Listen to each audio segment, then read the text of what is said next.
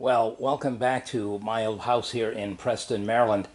It's the 19th of July, 2026, and I'm working on some of the old trim that was removed from the house. You may recall in previous videos, the house was mostly gutted when I bought it, and many of the plaster walls and ceilings had been removed, along with a lot of the original casing around the doors and the windows. There were bits and pieces of the casing left over, even in those rooms where the plaster had been demolished. So I salvaged as much of the old casing as possible in the hopes that I could have enough to do at least one room. And I do, although on a couple of the doors may have to piece a couple of the pieces for the full height of the trim at the door location together. In any event, what you see here on the sawhorses, and I don't know how well it's going to show up on the video, but the piece on the left or at the top, depending upon the orientation of my camera, is the original piece that I found in the house. It is quite fluted, quite detailed. I'm going to hold up the end here, and so you can get an idea as to the type of profile it has. The left side of the trim is the side that's closest to the window. The right side of the trim would be toward the away from the window. But you know, there's a round over and a groove on this side. Then there's a flat. Then there's a cove, and then there's 3 or 4 flutes in the middle, and another cove, and then another flat. So it is a fairly detailed profile, and so I wanted to at least have one room in the house that had the original. This original, like pretty much elsewhere, all of the trim that I've encountered, does not appear to have been stained originally.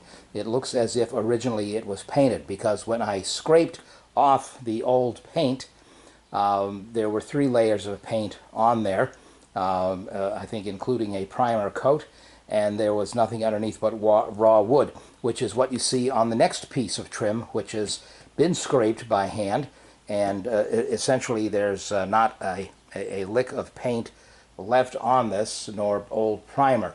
So that's the best way to do it if you want to have the restored trim look good.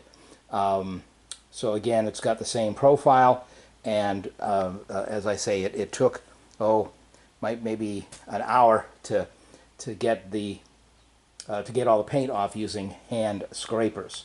And you actually you can apply a lot of force with the scraper, because this wood was probably growing in a tree that was planted before Abraham Lincoln was president. So this house was built in 1903, so all of this lumber was purchased from a lumber yard. It could have been purchased from a sawmill, but typically the trim by 1903 was available through a catalog, and that's because by 1903 steam and electric motors had started to industrialize the process of millwork. And so you could go to a catalog and you could order whatever profiles and trim that you wanted, including window and door parts. So they were all machine made in a factory, and then you could order them up and get them shipped to your job site. So that's what happened here.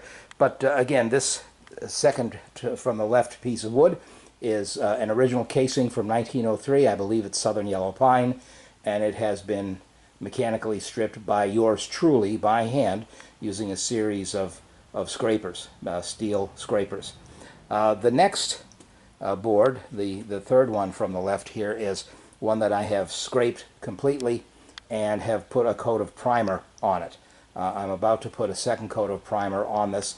There will be a little bit of filling to do and a little more sanding to do, because even though this wood is very dense and very dry, using a steel blade with a lot of force to scrape off the old paint did result in a little bit of tear out in some locations. So I have to go back and sand those smooth, and if there's any deep gouges or holes from the original installation or from the wear and tear of 123 years, then I'll go back and put some surface filler on them before I put the final coat of paint on.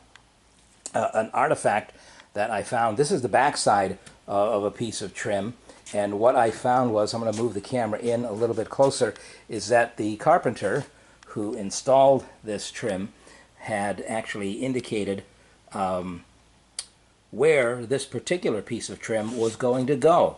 So he wrote, or and most likely it was a he in 1903. He wrote in cursive, and these letters are about 2.5 to 3 inches tall, so they could be read, from afar. Nowadays, most people would mark the wood with a small, much smaller print. And so what we have here from the one side of the trim, this is a cursive letter L, this is a cursive F, and this is ROOM, and then this is NO for number, and then the number 3. Again, all in cursive, so that this is the left side of window number 3 in the front room, which would have been the what is now my living room, would have been the front parlor in 1903. And there are 3 windows in that room, so they obviously came up with a scheme to do, starting at the leftmost window and going to the rightmost window, and just numerically ascending order 1, 2, and 3.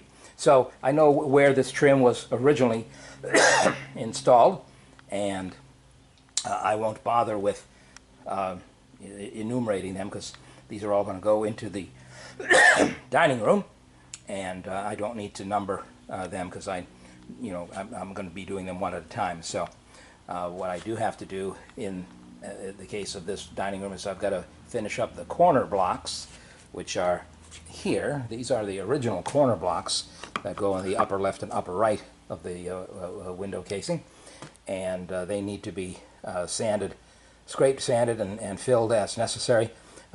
This particular one had already been stripped, as has that one. This one has not, so you can see I've got quite a chore to, even though it's a small block, it's about 4.5 inches, or maybe 5 inches by 5 inches, and it's good and thick. It's a little over an inch thick, but scraping the flat surfaces isn't going to be too bad. The challenge is getting the old paint out of the bullseye or rosette. But anyway, I'll do that. I need 10 of these things, and that's pretty much, I've got 2, 4, 6, 8. I've got 10 and a fraction, and another block from another house, because this one is larger than the ones I have, and so I don't know where this one came from, but be that as it may, I won't use that unless there's an emergency. I can always trim it down a little bit, but the rosette is larger in diameter and a little more deeply incised into the block. But anyway, you can see the state of things that need to be restored, and that I will do.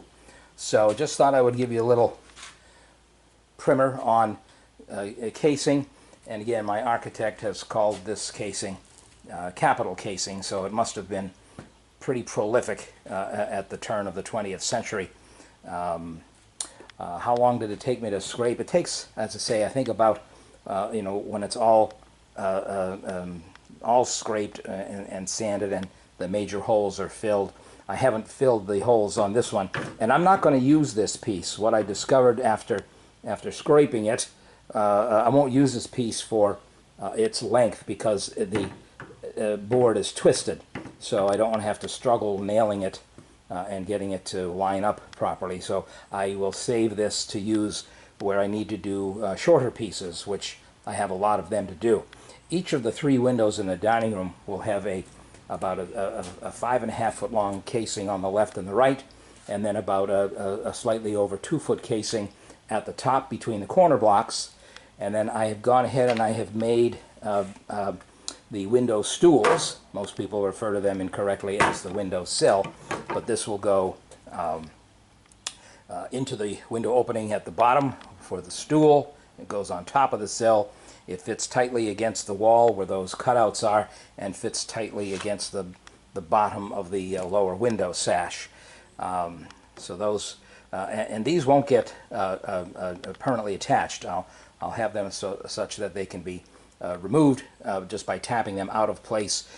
So when I go to restore the windows, I don't have to worry about the sill being in the way. I can temporarily put it aside and then restore the window sashes and then put everything back together. So these I had to make because the original ones, because I've changed the thickness of the walls, the original ones wouldn't fit properly tight against the wall. I also had to be sure that the tails here were deep enough so that they were proportional to the thickness of the trim, and so I've done that. And these are made from original baseboard.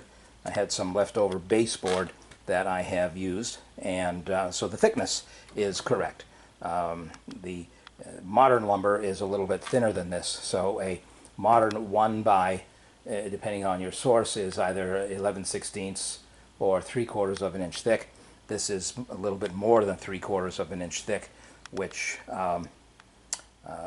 works for me based on the lengths of the casing that I have. They're going to be just long enough, and again, then I can say that all of the woodwork in the dining room, except for the shoe molding on the floor, is from 1903, which is what I'm after. So that's it for the trim. I hope that was a little informative. And this takes forever. I have 3 windows in the dining room, and I have a opening about 5 feet, a little over 5 feet wide between the dining room and the living room. And then I have a door, standard door, I think it's 32 inches wide, from the dining room into the kitchen. So, well, I have this casing here is for the windows. I still have to get scraping on the pieces of casing for the door openings, 1 or 2 of which I'm going to have to use shorter pieces with a scarf joint somewhere, and but you won't see that when everything's painted up. But that's it on the trim, and you can see why this takes forever, because you got to do a good job, and doing a good job takes time. And time is what I have in my retirement years. So I will see you in the next video.